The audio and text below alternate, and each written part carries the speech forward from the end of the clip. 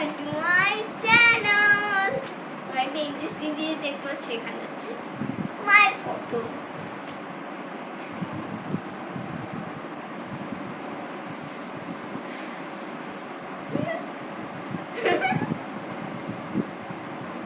তো গাইস, আমি আর ব্লগটা মনে হয় বাড়াবো না, শর্টসে যাবে নাকি ব্লগে যাবে কতক্ষণ হিসেব।